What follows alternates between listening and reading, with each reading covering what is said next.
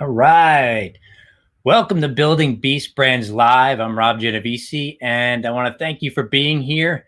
This is my second live, and I'm going to be doing this probably a couple times a month. Maybe we'll bump it up to every week, seeing how it goes forward. But I want to come at you live every week because I want to really uh, get some feedback from anybody who's listening that if you're an entrepreneur, if you're a graphic designer, if you're somebody who is busting your butt trying to make things happen, but maybe sometimes you're confused. Maybe sometimes you need more clarity about your message. When it comes to branding, that's the thing I know. And I want to be able to bring my message to you, which is the power of branding can help your business. And if you're a graphic designer like I was, where I was struggling to make money, I was struggling to get good clients. Good clients translates to paying clients sometimes. Sometimes it translates to clients who pay on time, clients who pay on time and are happy, clients who pay on time and are happy and refer you to other clients. Those are always my ideal client. And so today we're going to talk about what it really takes to be a business owner. A long time ago, there was a mentor of mine, great entrepreneur, had multiple businesses, very successful at what he did. In fact, he was always an entrepreneur from the time he was a teenager. He was just one of those guys. I actually have my oldest brother was like this. He was the guy that was selling sweaters out of the back of his car when he was a teenager, 18 years old. He was the guy that was selling knife sets. In New York, that could mean one thing, but he was selling legit culinary instruments out of the back of his car. And so those early days of entrepreneurship, for some people, sticks with them. It's kind of like they were born that way. I was not that way. But this mentor of mine some years ago, he told me, because what he did was he did something pretty amazing. He built enough businesses and built enough revenue, ongoing revenue, where he was able to effectively retire at the age of 33 years old. And when I say retire, it just means that, he wasn't out fishing off the dock. He wasn't, retiring from work or retiring from life. It just meant that he didn't need to depend on a job income or going out grinding in a business to make his income. It means it kept coming in regardless, because he had built enough streams of income where at any given time he was being paid. And so the one thing he told me that he had trouble with, which was this at this moment in time, he was helping people become entrepreneurs, wannabe entrepreneurs, employees who were disenchanted with the job world and maybe wanted to strike out on their own. That whole concept, that whole sexiness of striking out on your own seems to be more relevant these days. People want to do their own thing. They're sick of limited income. They're sick of 9 to 5. They're sick of commutes, an hour, 2 hours. I know people that commute from Pennsylvania into New York City, and they're traveling 2.5 hours one way to go to a job. And that whole lifestyle can get really old after a while. And so people want something more. These days, we are in the age of the entrepreneur. I've been saying this for the last 15 years. I believe that we started entering the age of the entrepreneur as soon as the internet became a thing, as soon as e-commerce came on the scene. And we're talking about 1999, the year 2000. E-commerce was coming up. It was big. There was a big tech bubble, and people were billionaires were being formed almost overnight, it seemed, thanks to the internet. And what it did was it kicked off a whole wave of people who really wanted to take advantage of that lifestyle and wanted something more.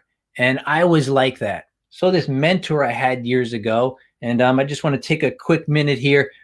Thanks, Glo Favreau, Coach Glo, for stopping by. I appreciate you. Donna Doria, thank you for coming by. Madeline, thank you, ladies, for coming by. And by the way, some of the best entrepreneurs I know are women. I have such respect for women because they have that aspect of their makeup, their hard wiring, that they really understand what it takes to be more community minded, more relationship driven. And when it comes to business, nothing beats relationship driven entrepreneurship. there's no other tactics, no other method. I don't know how else to put it, but relationships drive everything. Women are naturally great at that, and I always appreciate that. But thank you. And so we have a quote here. Let's see. Thriveless. This is my friend Tina Campbell. Tina, thank you for coming. She says, I believe entrepreneurship means you need to be in the spirit of abundance and a fire in you to create something, but it can be collaborative. And, she and I are collaborating on some things with my friend Maggie Carey. And, absolutely, that spirit of abundance is always there. And, I wanted a piece of that. I wanted abundance as much as I could possibly get, not in a really materialistic way, but look, we're all on this earth because we're seeking fulfillment. We're seeking happiness, and money does buy the things that remove the obstacles so we can be happy. And to me, that was freedom. To me, entrepreneurship meant freedom. It was the ability to create my own schedule, to really create my own income. As much value as I put out in the world, I wanted to be compensated for it. The people that solve the biggest problems are the people that are compensated the most. I learned this years ago.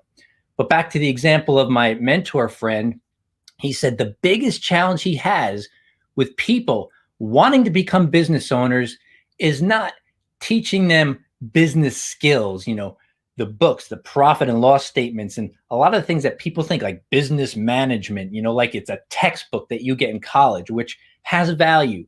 But the biggest problem he had, the biggest challenge was helping people to adopt the business owner mindset. And, if you are a business owner and you were born that way, you probably can't even relate, because most people, like I said, with my oldest brother and this friend of mine, they were born to be that way. They just were hardwired to think that way. And they really just knew no other way. But for people like myself, look, I was a job guy for most of my life, most of my career, corporate job. I was always, I don't want to say in and out of jobs, but, over time, as I got laid off from a job, then I got laid off from another job. Then I got laid off from another job, which is why I own a business today, because I don't want to get laid off from no more jobs. But I really had to find out what that ownership mindset was. And I had to learn how to adopt it, because most people don't really understand what it takes.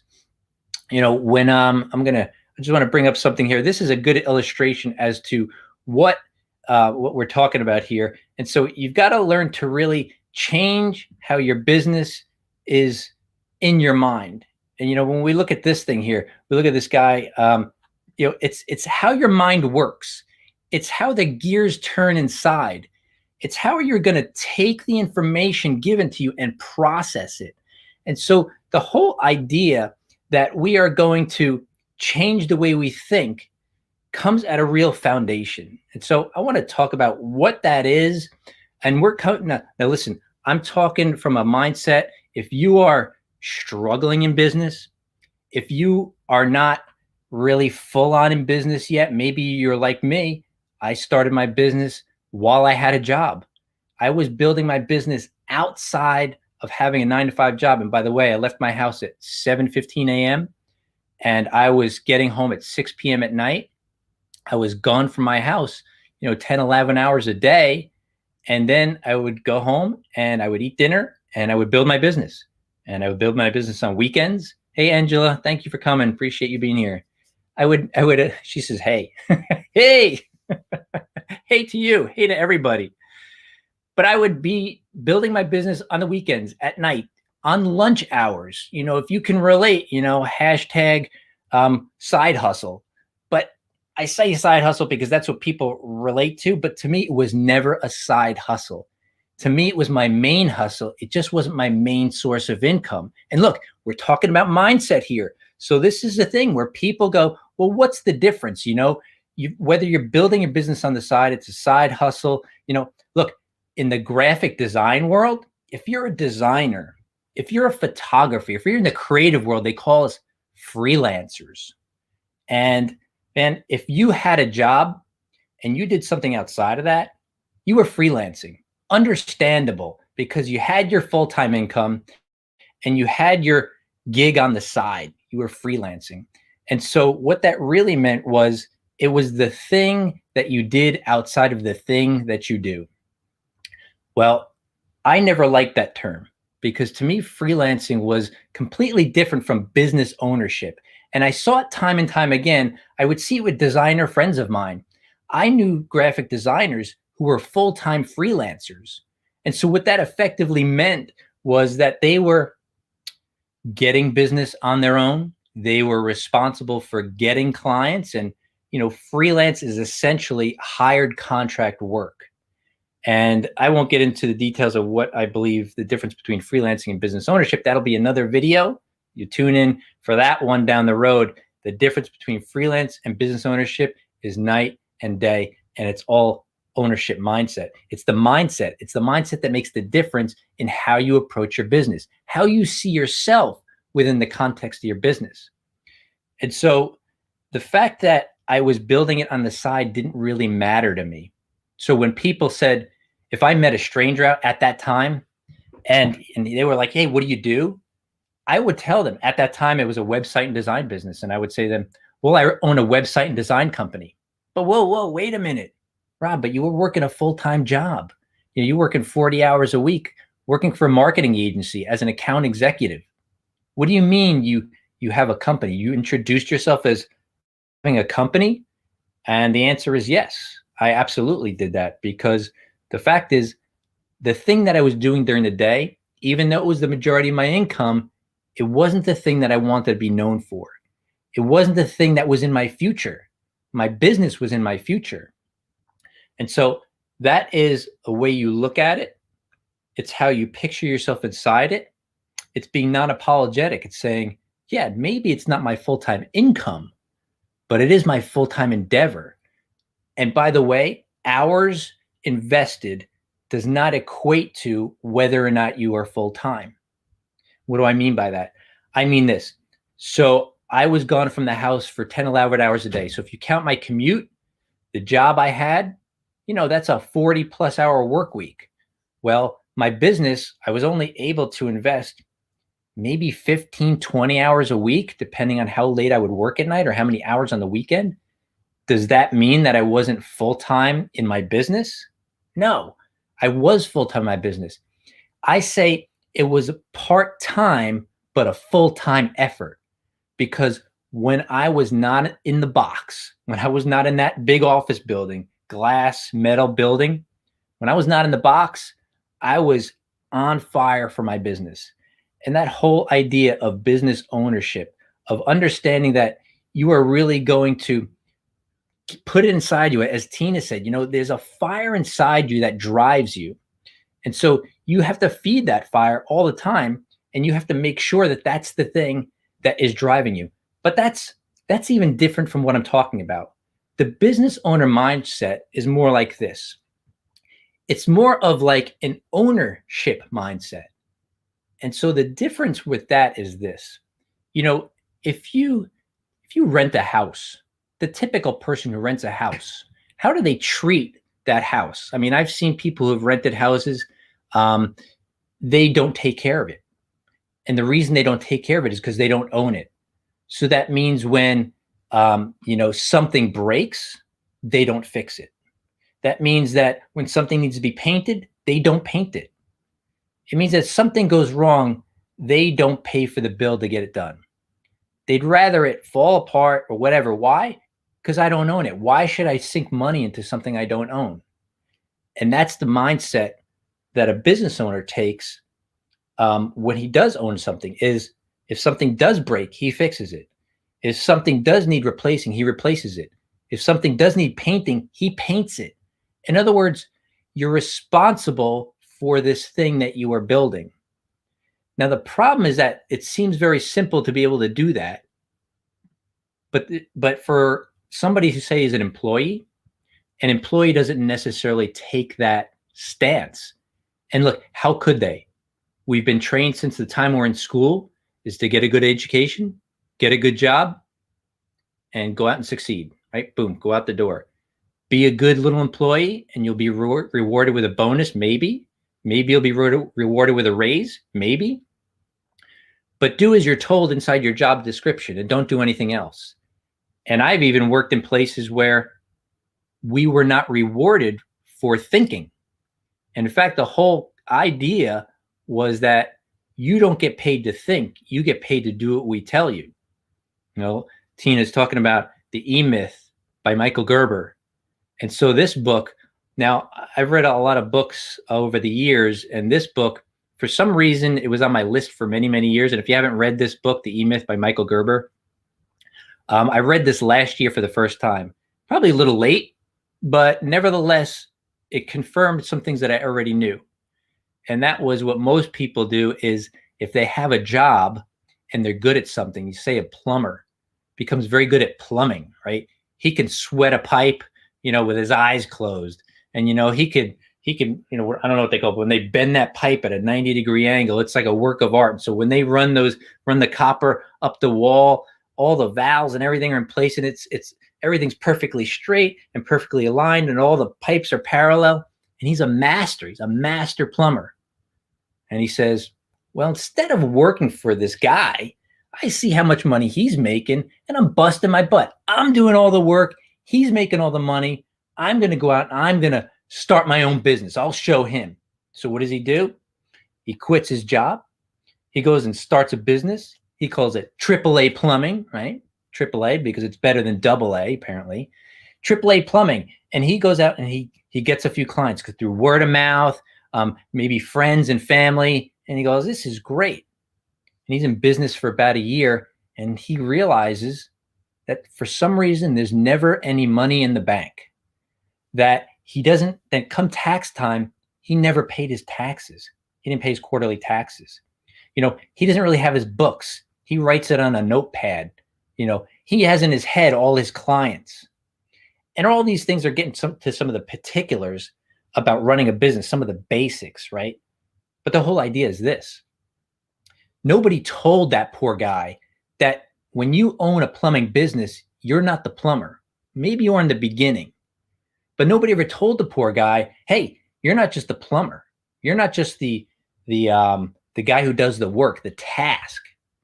But you're the guy who has to make sure the books are taken care of, the financials. You're the guy that has to be in sales. You have to go out and get the clients. You're the guy that has to do the marketing, so social media and whatnot. You're the guy that is operations, so the processes that make the business run in a smooth fashion. You're the administrative person who's got to keep track of the clients and when they're billed and when they're paid. So guess what? You're also the accountant department. You're all these things and so much more. But the average person doesn't think that way. They think, I'm really good at baking cakes, so I'm going to open a bakery. People told me my chicken parmesan is the best, so I'm going to open a restaurant. And we've seen restaurants, we've all seen this. We've seen restaurants that are amazing food, but they go out of business in a year and a half. Why is that? Because they had an employee mindset, or maybe not an employee mindset, but maybe they just didn't have the business ownership mindset that says doing the task that you are good at doing and running a business are two different things. All right. Two different things. Those things that it takes to run a business can be taught, but they're not easy. They're not easy because you end up juggling everything. You end up being the person that is responsible for everything. So what happens after a period of time? These things that I had to learn. When I started my business, I had to learn how to squeeze more time, or I should say more productivity, out of the same time that I had. So what's the difference between a person who is successful and not successful? Well, in my book, I've heard this say that the speed of your success is determined by the speed of your learning. So what did I do? If I didn't know how to do it, I learned how to do it. Look, I'm a visuals guy. I'm a designer. I don't like numbers. They confuse me. They short circuit my brain. My smoke starts coming out of my ears. My eyes start to cross. I get a little twitch in my lip. Numbers freak me out. But I'm running a business. So what do I got to do? I got to make sure that the numbers are all working out. So, I learn from people. I learn from videos. I take courses. I tap the knowledge of experts. I read some books. I get good at it, right? Glow says, remain teachable. Absolutely. If you don't remain teachable, look, I know people that they graduate from college. You know, people like this, they graduate from college and it's like, well, that's it. I'm done. I'm going to go get my job. Thank God I'm done with learning. I'm going to burn all my books and I'm just going to go make lots of money. And if you've been around a little bit longer than the average 25-year-old, you understand that the learning, the education just starts when you get out of college. The real education starts when you get out of college. You know, Glow also says here, there's a powerful driving force inside every human being that once unleashed can make any vision, dream, or desire a reality. Tony Robbins quote. Thanks, Glow. That's amazing. And so that driving force.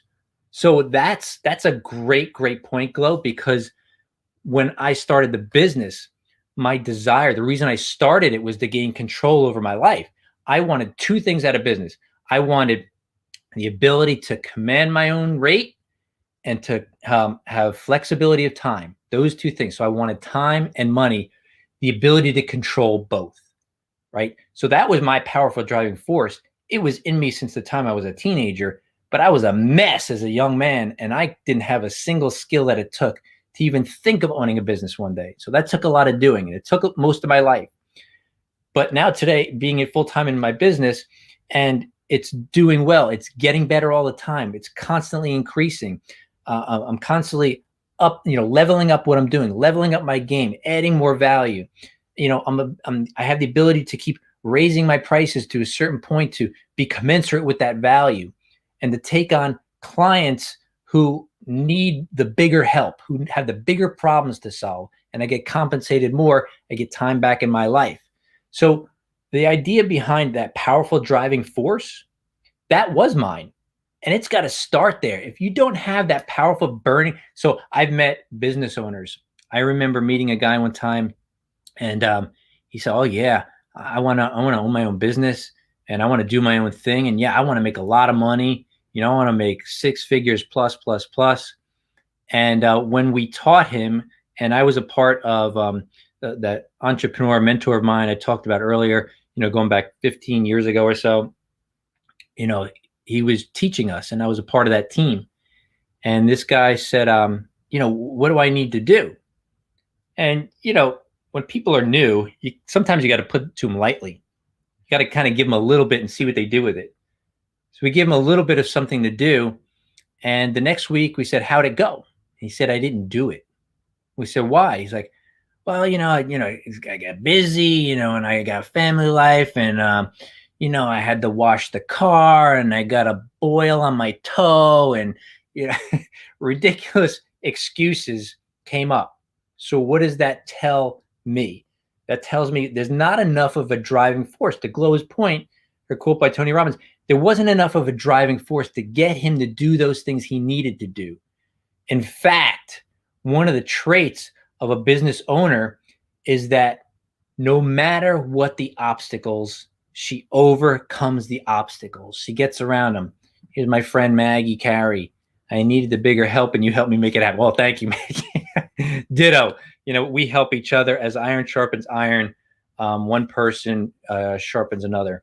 And so that help, yeah, we all need help. But here's the thing, Adonis's excuses, that's the thing. There are no excuses. I got 4 kids. If you were one of my kids, I don't know if you'd want to be, because from the time they were little, I would go to my 7-year-old daughter. And could you imagine this? I'm supposed to be the doting dad, and people think I'm a pushover, and maybe sometimes I am. But when my kids gave excuses, I was kind of upfront with them. And I said, look, I don't give excuses and I don't take them. You need to get done what you need to get done. There are no excuses. And maybe it's a little bit harsh, but I gotta tell you, my girls, they're young adults today, and they're independent, and they're strong, they're successful at whatever they do. They overcome to win. They all have challenges, but they overcome to win. And that's always tempered by love and kindness. So it's not just a hard hammer approach. It's always that velvet approach too. All right, Madeline, grit and momentum coach, fire in your belly. I learned early on in my entrepreneurial journey that this was the key that opened the door to success, by Robert Bly. And so again, we're talking about fire in the belly. And these are things that it takes, but that's what it takes, right? So if you have the fire, but what if you don't have the mindset? Because it's still a mindset. I know people that have the burn inside, they don't know what to do. They don't know where to turn. They don't know how to make decisions. And I'm going to tell you, if there's one thing that has become it was one of my greatest weaknesses, has become one of my greatest strengths, and that is decision making. I used to be so indecisive. In fact, when I met my wife, we'd go out to dinner. Well, first of all, this was the conversation. She would say, hey, well, how about we go out to dinner this Friday night? And I'd be like, awesome. Where do you want to go? She goes, where do you want to go? And I said, oh, wherever you want to go is fine. She said, well, do you have a preference? I said, no, whatever you want. Well, that seems like chivalrous and everything, right? But we go out, we go to a restaurant that she chose, and she'll go, what do you have? I go, I don't know. Well, what do you see in the menu that you like? I'm like, maybe this, maybe that. And the waiter would come, be like, can I take your order? And I'd look at her, and she'd look at the waiter, and we'd be like, no, can we have a few more minutes? And she'd go, okay, I know what I want. Do you know what you want? I said, no, but get him over here. And, when he comes, I'm going to decide then. And when he came, the pressure of the moment to decide what I wanted to eat for dinner was so great. I blurt out chicken Parmesan every time. So now if you know me, that's my default dish. Why? Because there's some things I don't want to decide on anymore. So I just go with what I like, and that became the default order. And it's kind of an absurd example because, it's just dinner. But that went for everything. I was just apathetic about everything. I couldn't decide. I couldn't make a decision. Why? The fear of making the wrong decision paralyzes people. That fear that, what if I make a mistake? What if I'm wrong? What if I fail? That is pervasive in people's minds. And I get it. I get it. It's real. Nobody wants to fail because we were taught that failure is an event, that it's final. But failure is not final. Failure is just a setback. But we're not taught right. Again, we're going back to the mindset. We're taught in school that when you get below a 65, you have failed. That you have failed the course, you have failed the year, you are a failure. And so guess what? Sorry, you won't be able to make it. So we get slapped with labels early on that if you fail, you're a failure. Nobody ever taught us that failing is just something that happens on the way to success. I fail every single day. I fail in everything I'm doing. I failed last week when I did this first live. I failed because I didn't really know what I was going to talk about, so I rambled on, which is kind of still what I'm doing here. But look, we're figuring it out. Gotta be in motion. Decision making is a very, very strong trait for the entrepreneur. Why? Because entrepreneurship relies on speed. You have to move fast. You cannot wait. There is no time for perfect. For you perfectionists like I was a perfectionist. It couldn't be released until it was pixel perfect, until everything was lined up perfectly the way it was supposed to and clicked together and just was perfect. Then we could think about releasing it, but then we got to wait because maybe there's something we can improve on. And before you know it, it's dead on the side of the road. Project would be dead. And so that whole idea of being able to move fast requires decision-making. Colin Powell said this, 5-star general, when asked how he could take the pressures of being a 5-star general with the #1 superpower in the world and being able to make those military decisions where lives are at stake, where a wrong decision could end up in lives lost, essentially. They said, well, how do you make decisions like that? He said, well, most people just go, I'll make the decision when I have all the information. And Colin Powell said, you'll never have all the information. You need to be able to make a decision based on 40% of the information. In fact, he said, I never make a decision with more than 40% of the information because I need to get that quick and make a decision. The rest of it comes along the way. The rest of it gets figured out afterwards. You can only make a decision based on the amount of information available at the time, because if you wait too long, you miss the opportunity and you lose. So you have to be able to make that decision and then make it right. In fact, a mentor of mine, same mentor, years ago, he told me this because I was absolutely paralyzed. Hey, Stephanie. Stephanie says, hey, Rob. Hey, Stephanie. Glad to see you here. Thanks for coming, Steph. Appreciate you. So that same mentor told me years ago, because I would be paralyzed with indecision because of the perfectionism, because of the fear of making a mistake. And he was trying his best to get me to move ahead. So he said, Rob, sometimes you need to make a decision, and then make it the right one. And what he meant by that was simply, you need to make that decision, and then the decision itself isn't a finality. It's not, okay, I made the decision, let's see how that pans out. And if it doesn't, then I failed. No, the decision making isn't in the moment of decision. The good decision making is in the follow-up. So in other words, he was saying, you make the decision, then you go out and you create the circumstances to make that decision the right one. And that was completely mind-blowing to me to think that, because I was taught that you make it and then you wait for the outcome. Well, no, you don't do that. What you do is you make a decision to do what you got to do. Then sometimes you're still figuring it out. I could remember when I had a job, I was in my boss's office, and I had this job for 14 years. I worked for a publisher. And I remember I was a assistant art director when I got hired. And then I was made managing art director, oversaw the creative department. And then I became editorial manager over the entire magazine, basically the right-hand man for the editor-in-chief. And she would call me in her office often because that was a job I had never done before. But look, I always figured things out. And that was how I got those advancements on the job. And so when I got called into the office and she said, hey, we want to do this. Here's the project. And she would go, can we do this? And I go, absolutely, we can do that. She goes, okay, great. I would leave her office and I would go, man, how the heck are we going to do this? I got to figure this out.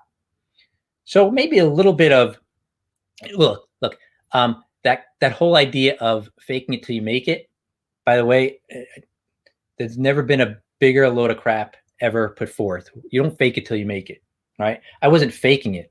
See, what came with that was the confidence that I was able to figure out how to get it done in time to make that decision the right decision. So again, we got decision making here, we got kicking fear aside, and then we got making the decision and making it the right one based on forming the circumstances in what you do in the follow-up. That follow-up is the key. So I would make that decision and then I would make it right in the follow-up. So you got to be able to make a decision. You got to be able to kick fear aside.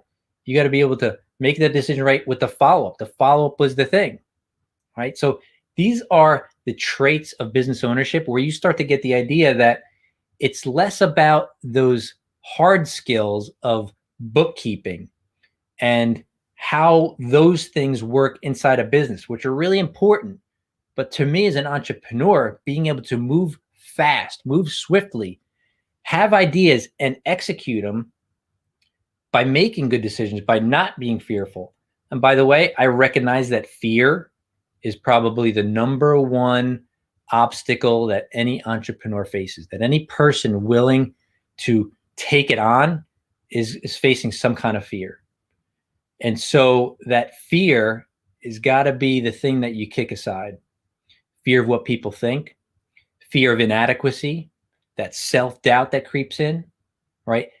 If you look at most entrepreneurs, if somebody put out a quote on social media a couple of weeks ago, and it was a quote by Elon Musk.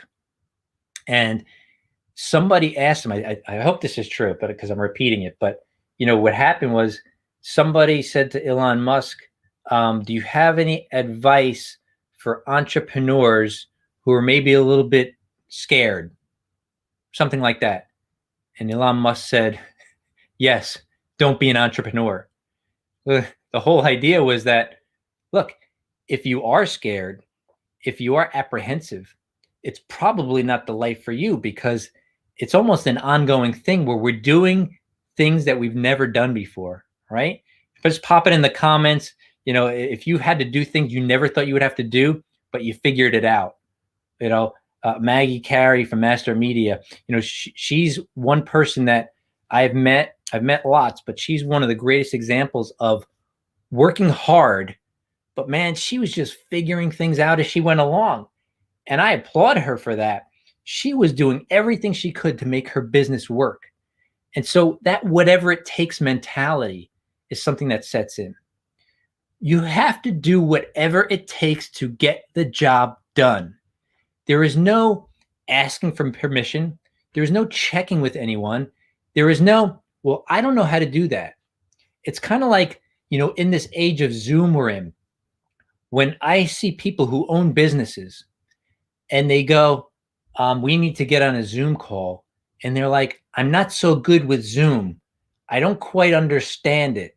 Or, how do I share my screen? Like, how do I, let me see. I need to share my screen. Do I have sharing capabilities? I do.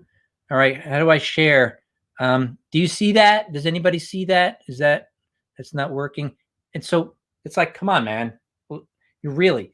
What happens is if you're not willing to learn and learn fast, you hinder your chances for success. The whole idea of, I don't want to hop on Zoom because I don't understand it, or I don't really know how to, work the PowerPoint. I don't know how to create a breakout room. I don't know how to use StreamYard. I don't really understand how to do a Facebook Live. I don't understand how that LinkedIn algorithm works.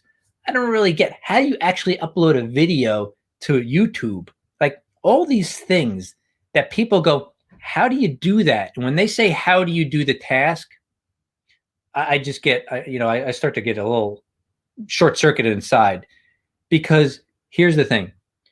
Maybe that was a legit question 25 years ago, 20 years ago.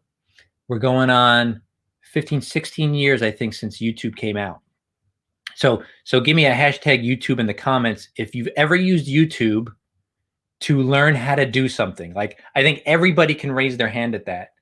So, more than 16 years ago, maybe you had an excuse, but again, we still had the internet. In the 90s, we still had the internet. Even in the early 90s, there were still chat rooms where you could find somebody, right? But the thing was, we still had books, and we've had books for centuries. So you could learn what you need to learn, but are you going to do whatever it takes to learn it? Or are you going to give an excuse that I don't know how to do that? And so I learned how not to do that. Why? Back to Glow's point, that burning desire inside that said, I don't have a choice. I have to move forward. Angela says, hashtag YouTube, right? Glow, YouTube, Donna, YouTube. Exactly. So thank you very much. In fact, sometimes when I get a little salty with people, which I try not to do, it's really not a good trait, but hey, if it's been a long day or a long week, particularly if you talk to me on Fridays, which I don't do a lot of talking to people on Fridays. It's a day I set aside for a couple of things. But if you do happen to catch me on a Friday, if you're in a chapter meeting with me, a networking meeting, sometimes I tend to not be serious about much of anything, because by that time I just kind of had it. And so, if you say to me something like, hey, Rob, can you teach me how to do whatever? Can you teach me how to, do you know what it means to, look, if it's something simple, if somebody says to me like, hey, can you teach me how to go live with StreamYard, with YouTube?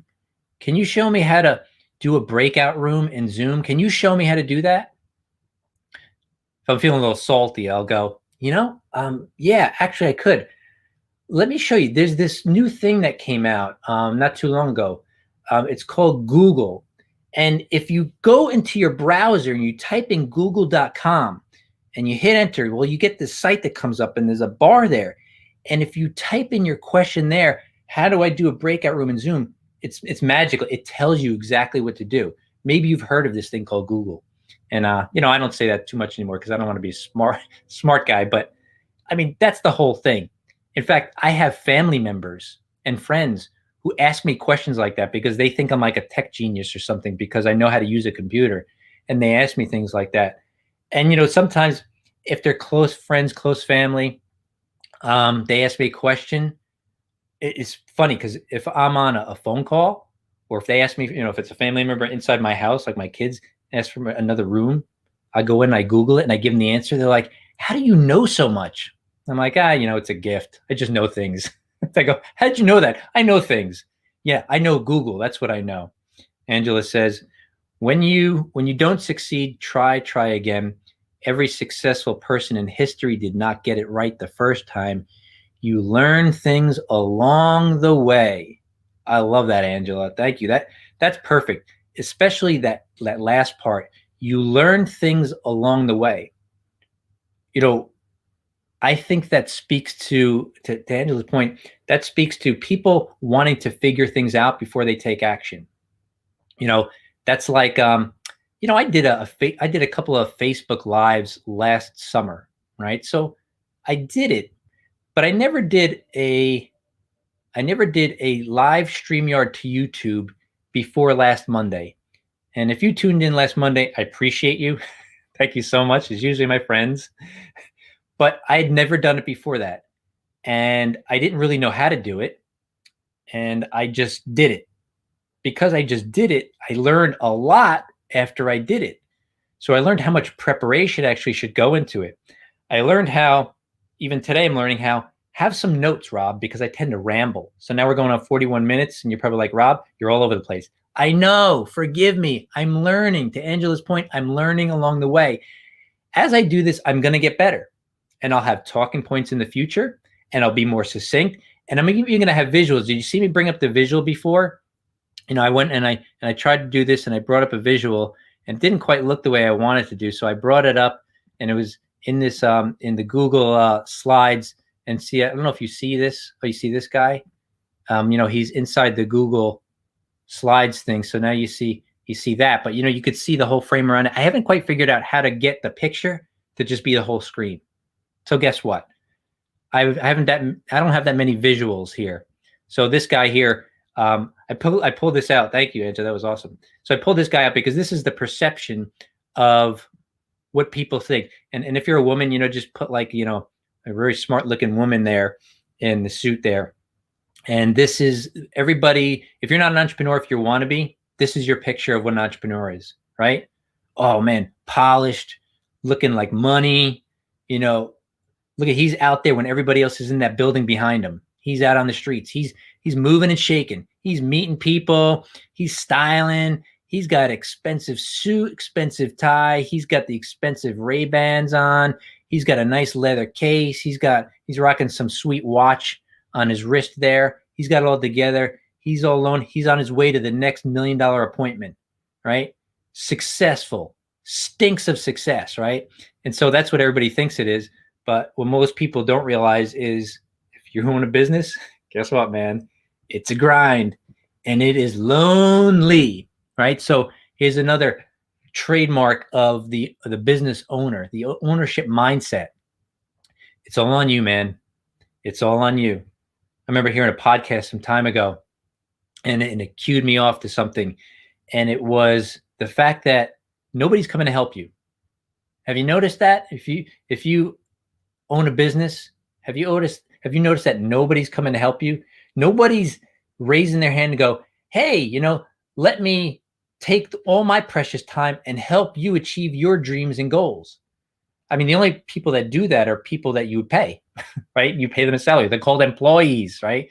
Because they don't know how to run a business, so they want you to hire them. That's right, Glow. Smart looking woman. Absolutely, go 100%. Coach Glow has got it. Smart looking woman. She is smart. She's got wisdom. She's a butt kicker. And I think that's the thing I appreciate about her most is she's a butt kicker. You have to be a butt kicker in business. You can't let people walk over you. You can't let people lead you. You've got to lead them. Great point. I want to say this to Glow's point, or she just reminded me of this because I thought of her. She exemplifies a successful business owner in that she don't take no crap. You can't take crap from anybody. you have to have confidence that what you're doing is proper and right, that you are not going to let somebody steer your ship.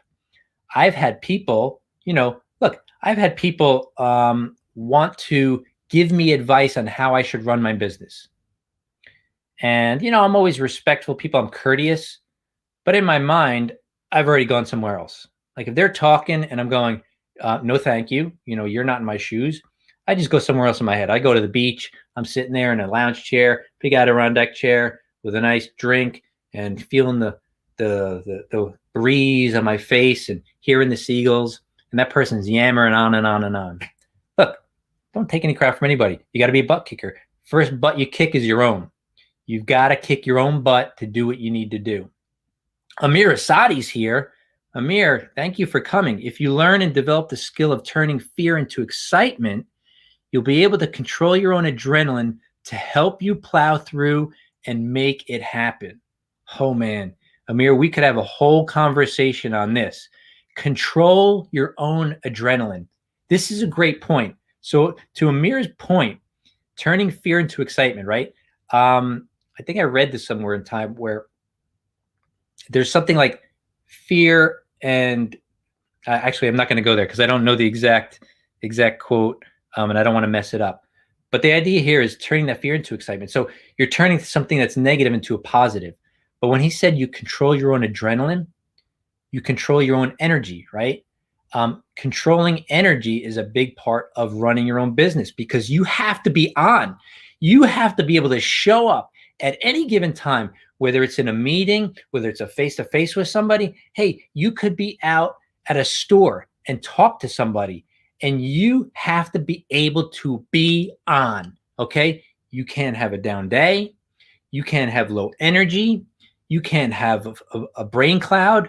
You can't have any of that because where the rubber meets the road, when opportunity arises, you've got to be on.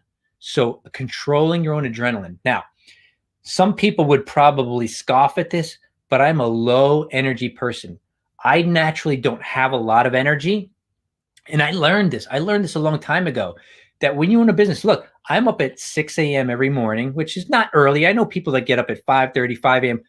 I was on this morning. Somebody said they up at 4 a.m. every morning. My hat's off, not me, right? 6 a.m. That's the earliest I'm getting up, but still earlier than most people because my day doesn't end until about 9:30 at night. Now, of course, I eat dinner, I eat lunch, and there's some other things I do, but I'm pretty much entrepreneur 24/7 waking hours. Outside of the maybe a couple of hours at night where there's downtime, it's wind down time. It's wine downtime. If you're a fan of Cabernet, give me a hashtag Cabernet. I happen to love it. And so me and my wife will wind down with wine, but you've got to be on it. So the ability to manufacture energy in order to sustain long days and 6-day work weeks. I don't work 7 days, 6 days. I recommend you take a day off and do nothing. Oh, God couldn't do it in 7. He had to rest. What makes you think you're any better? So I took that note and I said, okay. So I take the 7th day off. For me, it's Sunday. For some people, it's Saturday. Some people, it's Tuesday. But you got to take time off. So I had to manufacture energy. Why? I got started late in life. I became a full-time entrepreneur in 19, and I don't know how old I was at that time. What was that? Was that a year and a half ago? See, I can't do math, but it was about a year and a half ago. So I was around 51 years old, 50, 51. I started my business when I was 48. And so I had the job, but when I went full-time, I was a little bit later. And so listen, typically you have less energy when you're older, right? Baloney. You can manufacture it. And I had to go long days. I needed to make up for lost time. I spent years in a job where I was making money and losing money. I spent years in a job, times when I didn't have a job, times when I was underemployed, where I didn't have enough money to pay the bills. And so I was starting late in life and I needed to make up time. So what I had to do was, when I started my business, I knew one thing. I've got half the time to go twice as far. I got to make up for 30, 35 years of being a bonehead and not having things figured out. And I got to make up for it. So what do I need? I need energy, man. I need to be going all the time. So I had to manufacture that. Control your adrenaline. If you want to know about that, I'd love to have a conversation with you. You reach out to me. I know how to create energy. I've had to do it for myself. I was the guy who I was sleeping at 18, 19, 20 years old. Man, I was ready for bed at 11 p.m. My friends were just getting going at midnight and they wanted to go out. I was going to bed, man. And I'm telling you, in the middle of the day, if you said, hey, Rob, you should go take a nap, man, I would curl up on the hard floor in the cold corner and I would fall asleep. I could fall asleep standing up. I could fall asleep on an airplane. I could fall asleep in a chair. I could fall asleep anywhere. And so that doesn't change. But what do you got to do? You've got to do whatever it takes. So I have to manufacture energy. So to Amir's point, turn fear into excitement. Can you tell I'm excited? I get excited because I'm doing what I always wanted to do. You'll be able to control your own adrenaline. And I've done that. And, you know, if you're a lower energy person, that's something you need to do. You need to have lots of energy because there's little time. When I said, you know, the speed of your success is determined by the speed of your learning, you notice there's speed in there twice. It means you've got to move fast. You know, you've got to constantly level up your game. And since everybody only has 24 hours a day, there's another ownership mindset. How are you prioritizing your time? There's no such thing as time management, only priority management. And we are at 51 minutes. So I'm going to wrap this up before the hour. So we're going to start winding down because I could honestly go on for hours about this mindset, but priority management is a huge one. Thank you, Amanda. She hashtag wine. I got one right there. I'm with you. And probably in the next, when I sign off here, I'll make a couple more videos and then it's going to be wine time. And it's just something I like to do. But in any event, just tell me if you do like wine time, what's your favorite? Cabernet, Chardonnay, Merlot. Tell me what your favorite is. Just love to know. Share some commonalities there. But being able to manage your priorities is a big thing. People go, I can't seem to. There's not enough hours in a day, right? Have you heard that? By the way, if you subscribe to these sayings, that will keep you.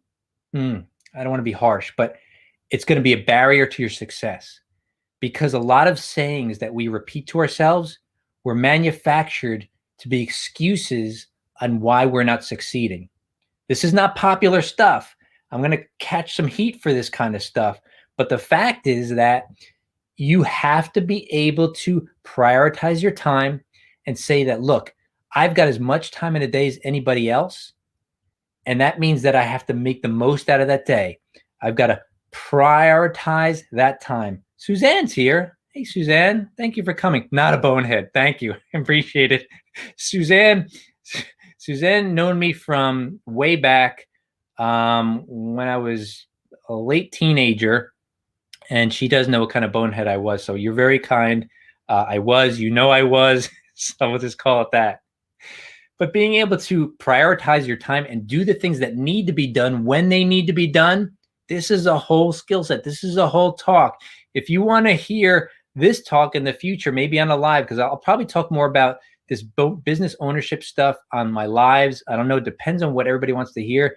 Give me a hashtag priority management. And that's something that I'll pencil in to talk about in the future. You want to know about that stuff, but make sure you show up and I want to hear the questions. Pop some questions, maybe some things you want to hear more about on these. And I'd love to talk about those in the future, but the priority management is a huge one.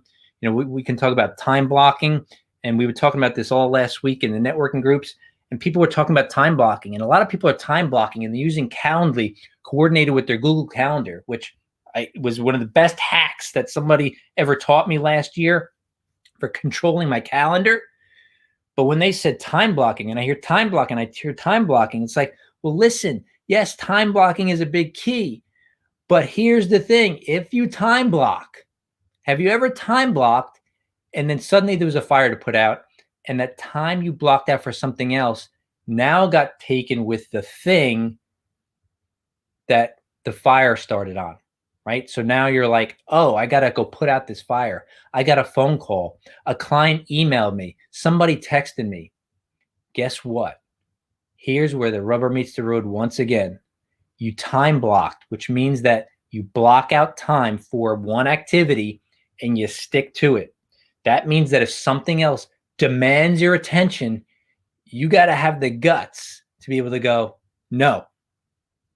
You got to protect your calendar fiercely. If there's one thing I've done, and my wife knows this sometimes to a fault, I fiercely protect my time. That when I slate it for one thing, I cannot be veered off to do another thing. That means clients wait. That means there's a callback. That means I'm not responding right away. Today is production day. I do research of my videos. I do video recording productions. I do my live. I do my editing. This is content production day. I'll produce content for my Instagram so Maggie Carey doesn't get upset with me, and so I'm able to populate it. Master Media. She has helped me increase my Instagram follower, but I have to be willing to do the content, right? So how can I do that? How can I run a branding company and run networking groups, and be able to build my educational channel on YouTube and be able to tend to my family, my kids, time with my wife, time with my pets? How can I have phone time with friends? How can I do all this, right, and still be effective? Time blocking and fiercely protecting my time. I wanna wind down here, but there's so much we could cover. These are some of the traits that we're talking about in business ownership. It's a mindset, and this is ongoing education. So we talked about, what did we talk about? We talked about kicking fear aside. We talked about decision making and making it the right decision. We talked about, like I just talked about, was priority management, not time management. You can't manage time, it ticks on. You can only manage your priorities within the time. So time blocking, protecting that time. We talked about raising energy, having energy. We talked about doing whatever it takes. I'd love to hear your favorite. Tell me one thing in the comments that maybe you struggled with and you overcame, and now it's something you've mastered. I want to hear, what did you master? Maybe something that was a great weakness of yours that you mastered. Put that in the comments below. I'd love to hear the feedback on what you've mastered, because let me tell you something. There's a lot of things to master when it comes to business ownership mindset, which is why it's not for everybody. It's not for the fearful. It's not for the weak. It's not for the unconfident. But I will tell you this, if you're any of those things, welcome to the club. So was I. And you can learn to overcome any of those things. You feel like you can't talk in front of a camera? Join the club. You know what I did? I did it anyway. I started out with my LinkedIn page and I was just uploading videos. Didn't know how to do it, but I just did it. Look, it's like Angela said earlier, you learn along the way. You learn by doing. You can't steer a parked car. You have to be in motion. It's continually moving forward, making adjustments along the way, and you're on your way to success, but it never ends. I forget who said it earlier. I think it may have been Glow. It's lifelong learning. You never stop learning. And I'll tell you, I want to reiterate it. I want to repeat it. The speed of your success is determined by the speed of your learning. Okay? Keep on learning. Keep on grinding. I want to thank you all for tuning into this live. Catch the replay. If you're catching this on replay, hashtag replay. I'd love to see your comments. I will answer any comments or any questions you put in there. And thank you for all your support. Thank you for tuning in. This has been Beast Brands Live. I'm Rob Genovese with Unleash My Beast Brand. If you want more stuff on branding, you want to learn how to become a brander, you want to learn how to build a brand, head on over to my YouTube channel, Unleash My Beast Brand. You might be there right now watching this on replay. So check out the other videos there. Also, hit subscribe and ring the bell. You don't want to miss a single video that's coming out. They're coming out every Tuesday and Friday, twice a week, with a live coming in sprinkled throughout for good measure. But check out some of those videos. Leave some of the comments. Tell me what you want to hear in future videos, and I'd be glad to do that for you. So have a great day. Have a great week. Have an awesome day.